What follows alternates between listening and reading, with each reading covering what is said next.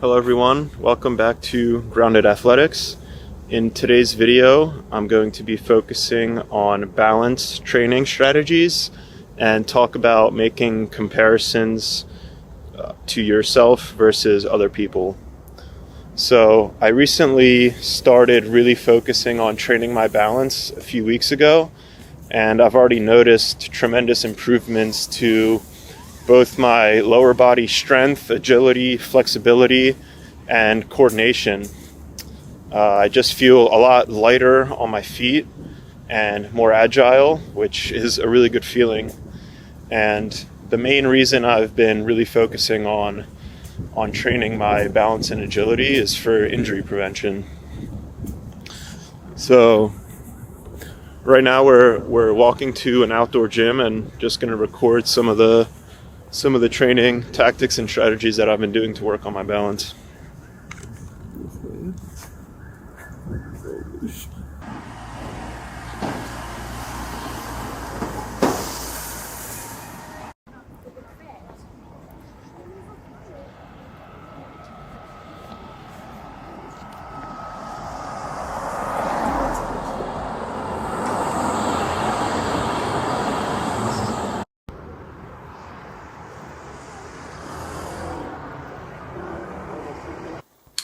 So my main goal with this channel is to share my unique experiences in sports and athletics and just learning different sports and skills and techniques and combining them into a platform that I can share with other people and hopefully inspire and teach you guys on how to make improvements not only in your athletic ability but your everyday life. And I'm also doing it to track my progress at becoming a stronger athlete. I know it's been a decent amount of time since my intro video, but I've really been trying to figure out my purpose in life, which sounds very, like overarching, a little too basic, but I've really just been trying to figure out what to put my energy towards every day. And becoming stronger athletically has really been my sole drive. Up until this point in my life, I've always had some sort of, whether it was a sports team or a club sport or Division I sport, whatever, having a team and competitive nature and setting is something that I really need in my life. And through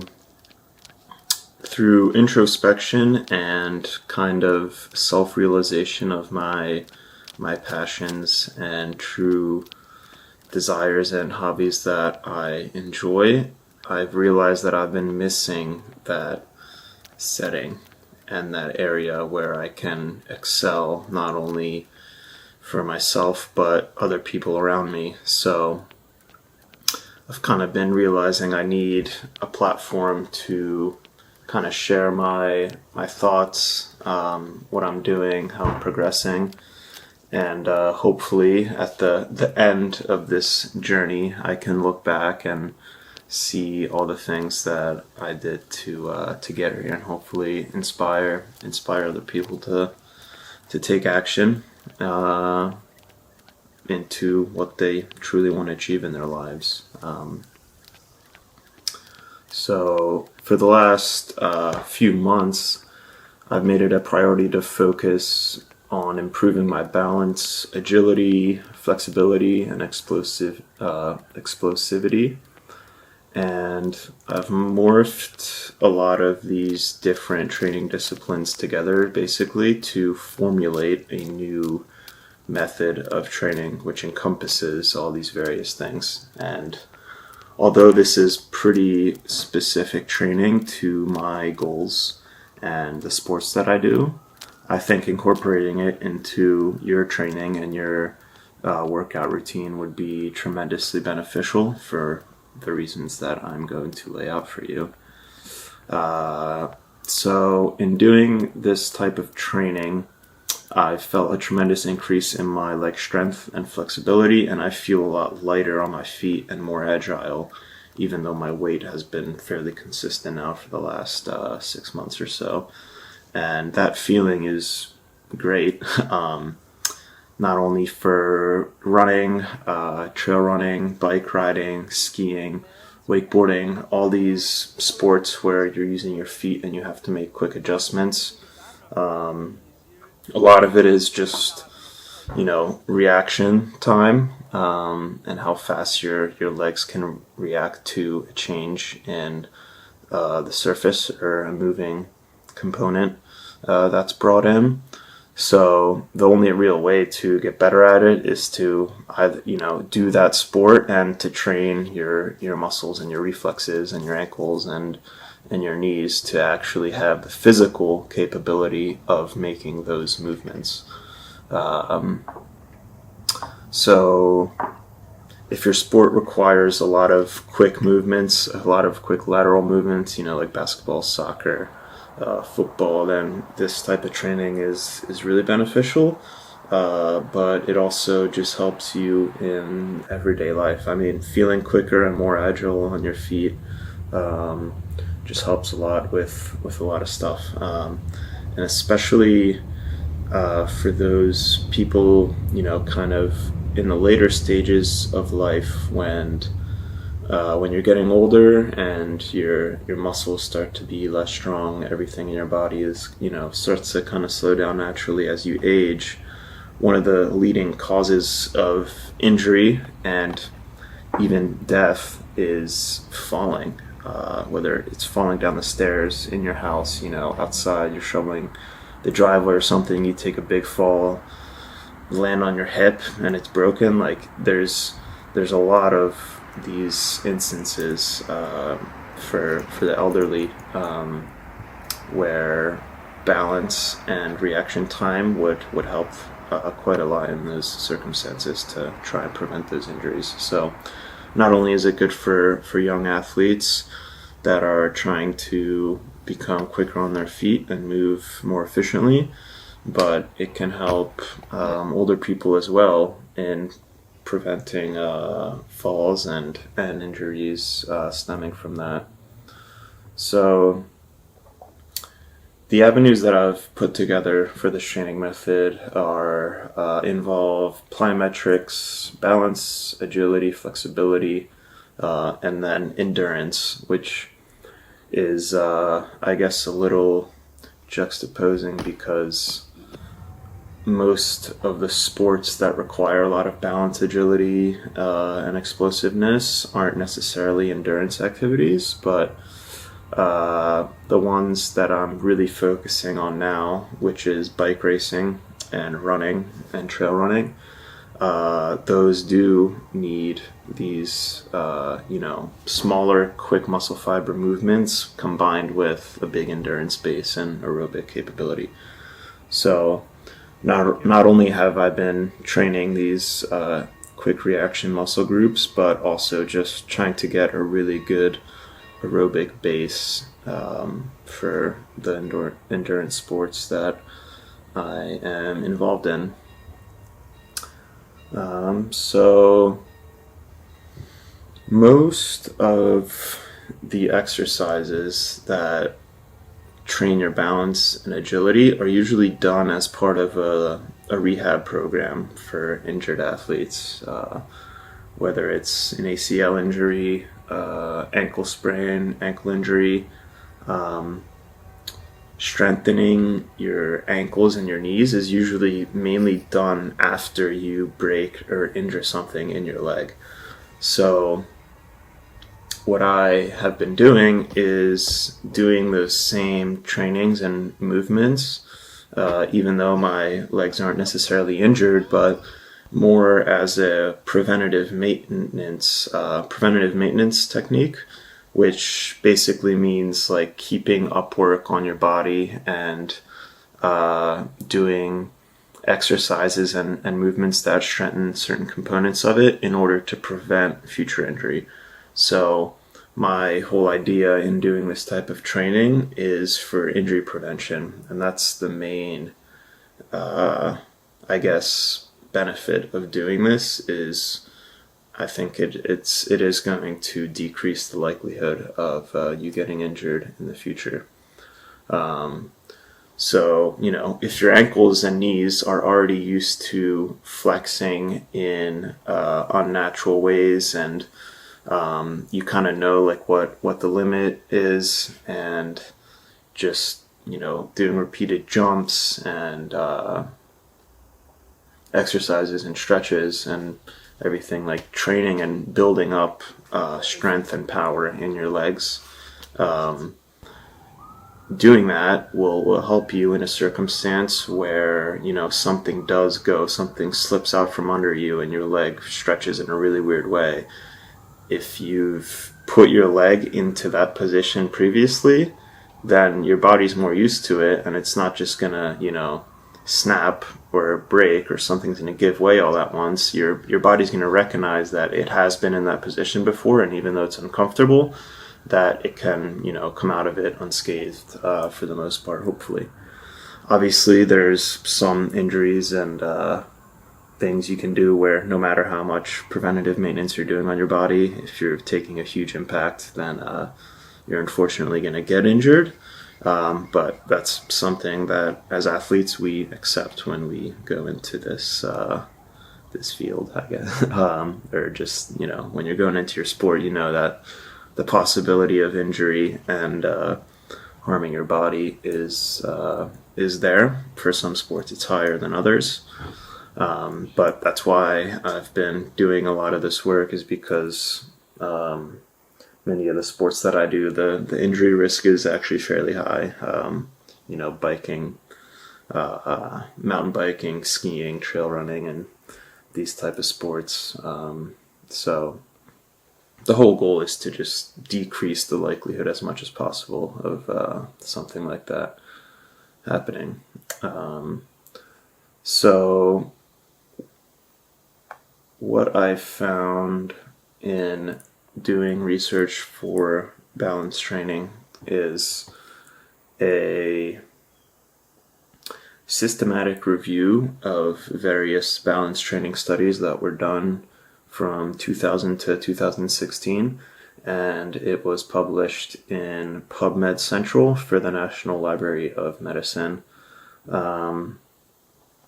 So this research paper is a review on papers that were found through computerized searches of PubMed and Sports Discus from 2000 to 2016, and articles related to balance training, testing, and injury prevention in young, healthy athletes were considered. So this research team went over 50 studies that met this criteria, and they mentioned that it's difficult to establish one model of training that would be appropriate for like each sport and discipline.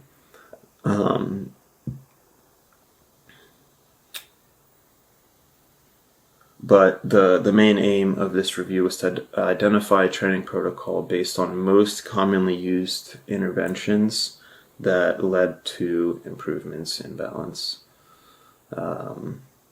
So what they found is that incorporating balance exercises into training programs for athletes in different sports is beneficial.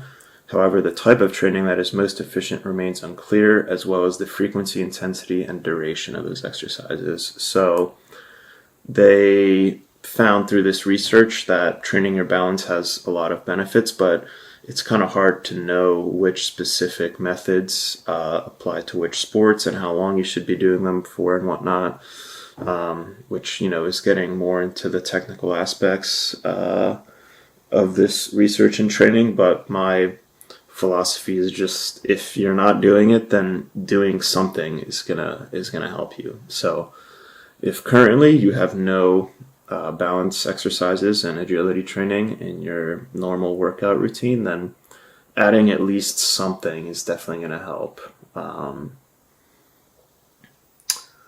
So in their intro, they mentioned that routine practice to incorporate balance exercises into training programs for athletes in different sports has become common, and fall prevention programs for the elderly and rehab programs. So they talk about posture and balance control as a fundamental aspect in daily life to safely accomplish any type of movement or motor tasks that involves displacement of body segments over the entire body. And what they also researched in the study was the difference between static balance training and balance training that's on a moving surface. So, you could be training your balance on the flat ground by doing like single leg ankle hops, but you could also be training your balance on a ground that's moving on like a balance board or a Bosu ball or something like that. So that's what they mean in that difference. The difference between static and dynamic balance.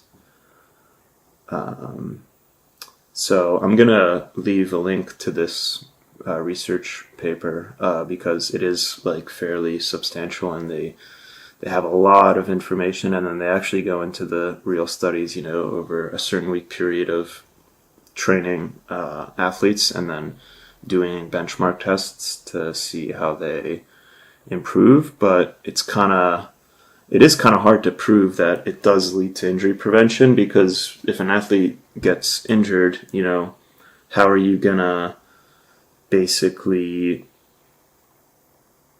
denote the fact that they could have gotten less injured if they were doing more balance training, or they got more injured because they didn't do balance training? That's like kind of hard to prove, I guess, but the concept of it makes a ton of sense. If you're training your body to be in these weird positions and training your reflexes and muscles to react quickly to changes in your environment, then it's going to help you prevent injury.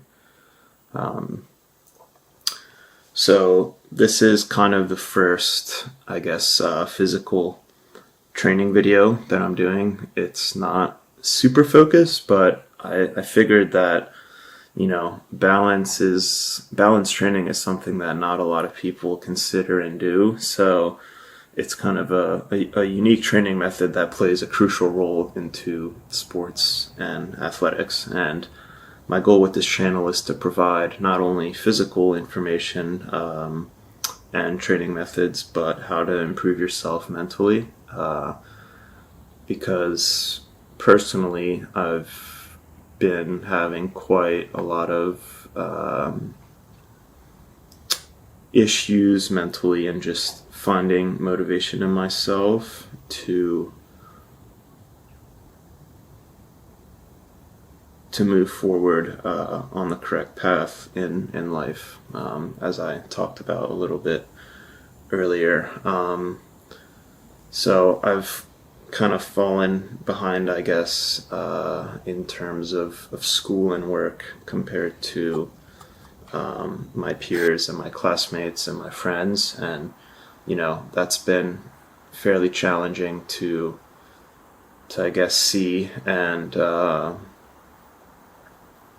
one of the main things I've been trying to do is not make comparisons to those people, but to make comparisons to who I was previously, which is really hard to do. And naturally, as humans, we're always comparing ourselves to other people, and a lot of people care quite a bit about their perception from another person's point of view, and I've been trying to eliminate that as much as possible. But naturally, it's still hard to do that, and that's one of the reasons why it's taken me so long to make this second video. Is what is some person gonna think of me doing this? And this is kind of getting out of my comfort zone, because I'm actually not the most extroverted person, and to be a YouTube vlogger or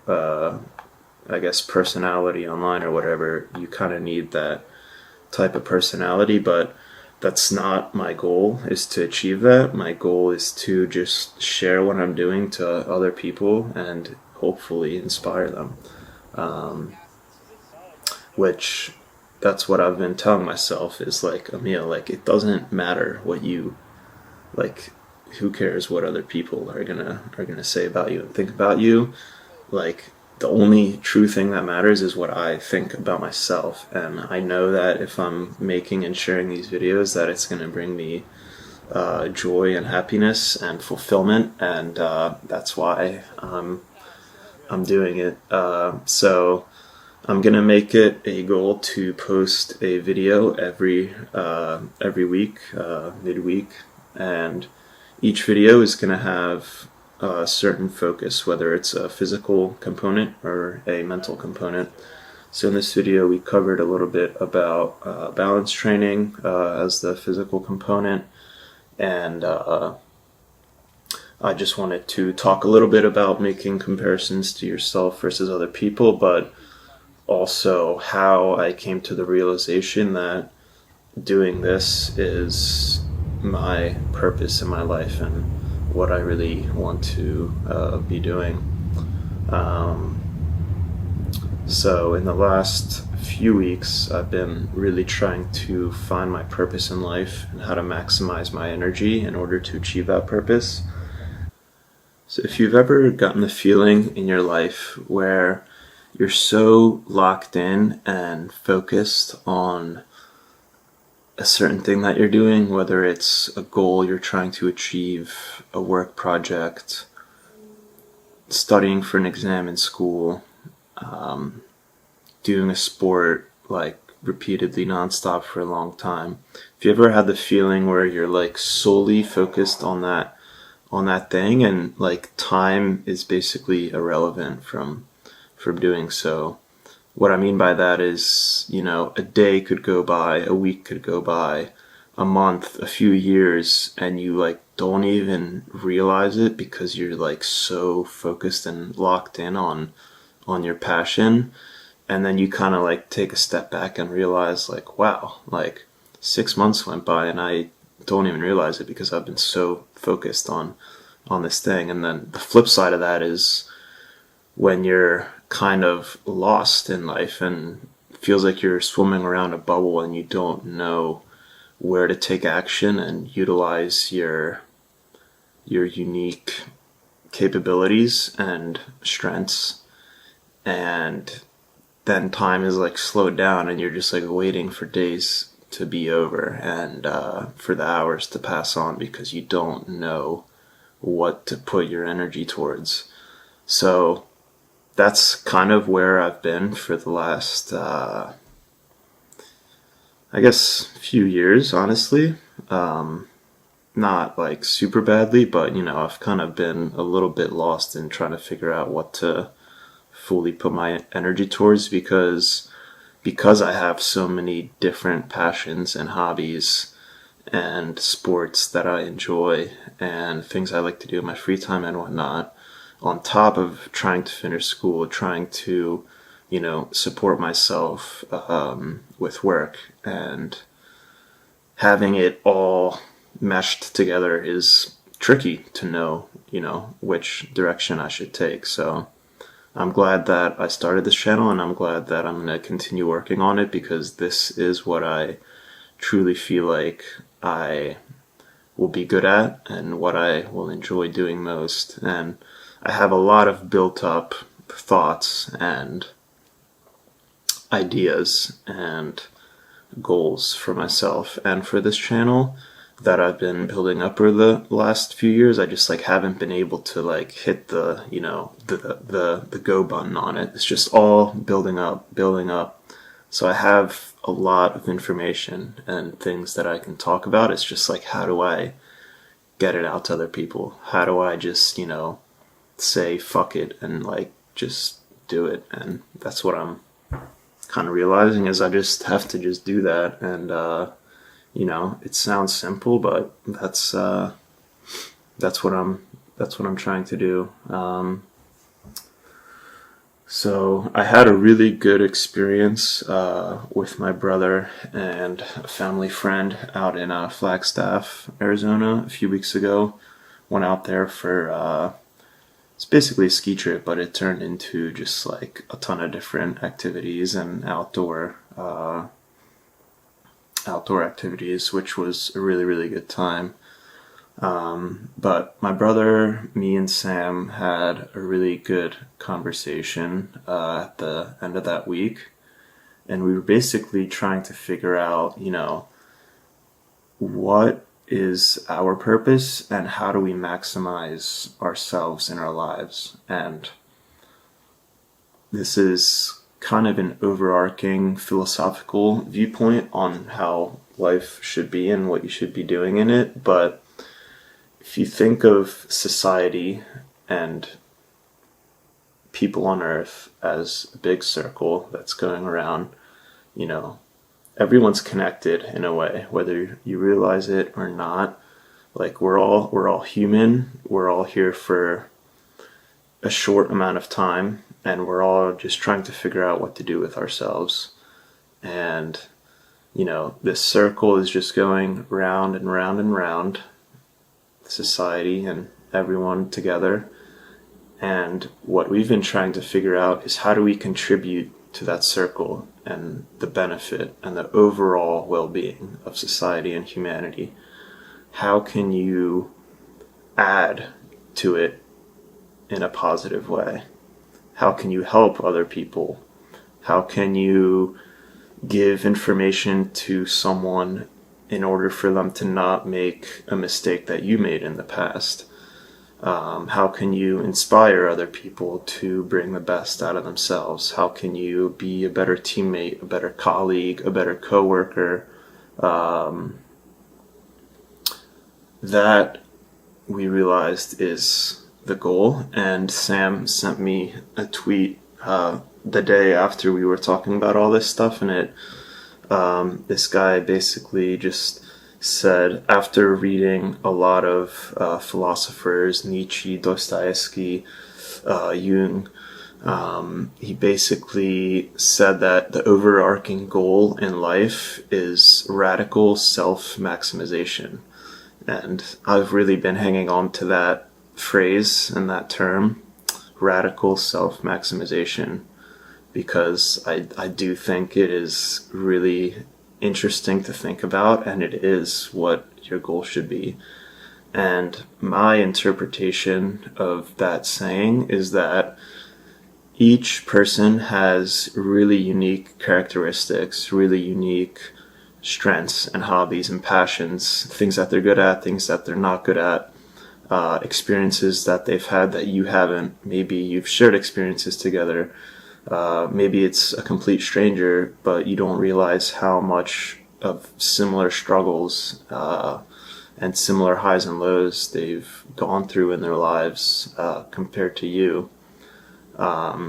So each person having these unique characteristics about themselves, they have things that they contribute to the overall well-being of society that they may not even know or realize.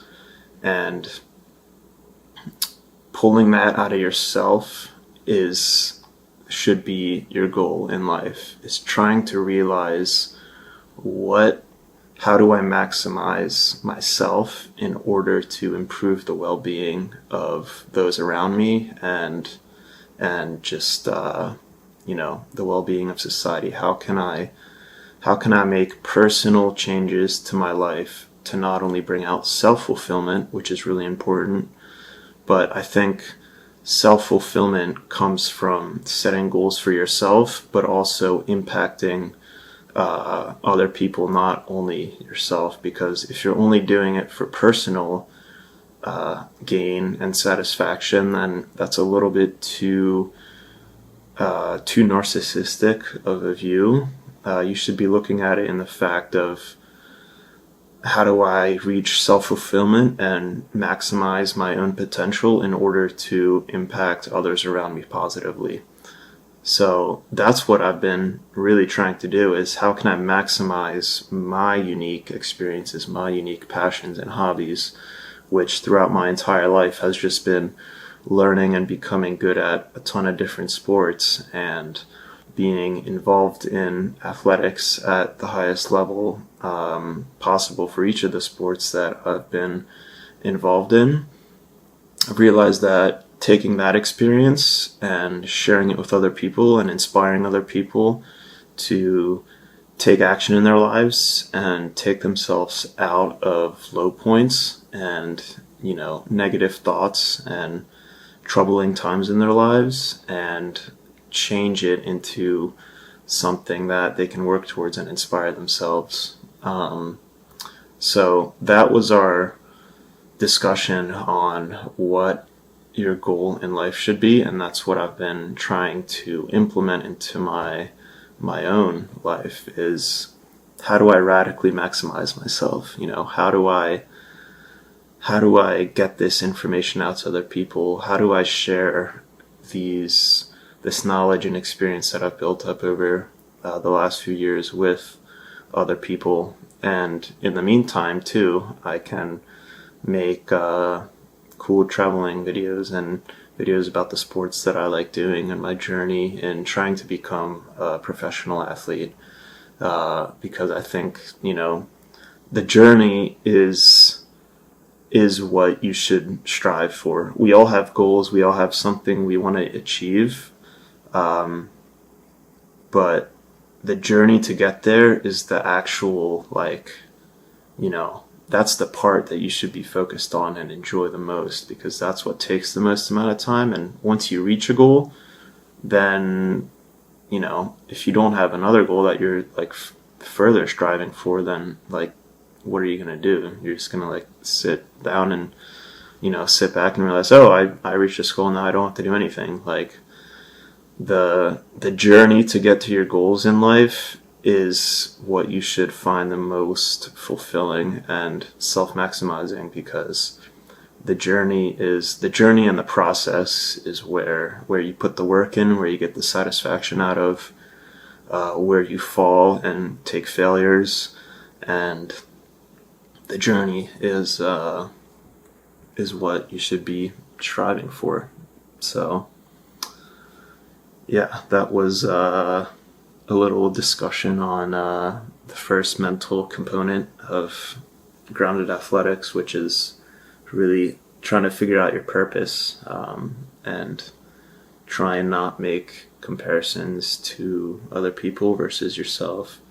And the best way I've been doing that personally is, and this is why sports like bike racing and running that I've really gotten into are great at doing this, because you can really track yourself metrically on what you've been doing. So, for the bike, I have a power meter on it. I know how much power I'm outputting. I know what my heart rate is. I know what my speed is, what my distance is.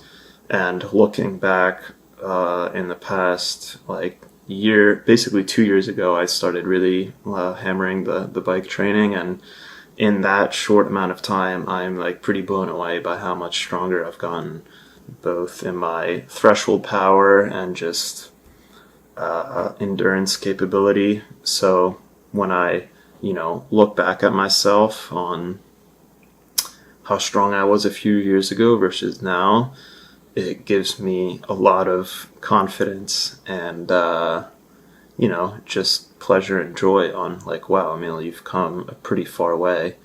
And then when I start making comparisons to, other athletes, other people, there's guys that are 18, 19 years old that are riding on the world tour. And it's why didn't I do that when I was younger? Something making that comparison to other people is a bad thing to do, because it's gonna just draw away from your own potential and your own energy expenditure. But it is something that we naturally do, and competing as an athlete at the highest level, you kind of have to make comparisons in certain ways to other people, because you want to gauge your competition and know where they're at. So finding the balance between those 2 points is what I'm trying to do. And that's really what I've just been trying to achieve in life too, is just balance. Like, how can I just center myself, ground myself, balance myself, and find somewhere where I feel comfortable, content, and am bringing the most out of myself and helping other people along the way. And that's really my main mission and my main goal with this channel. So in the next video, I'm going to cover my athletic goals for this summer and the next year or so, and what events I am working towards and signed up for. And yeah, in the meantime, I hope you guys enjoy this balance video and this short discussion on some mental components of sports as well.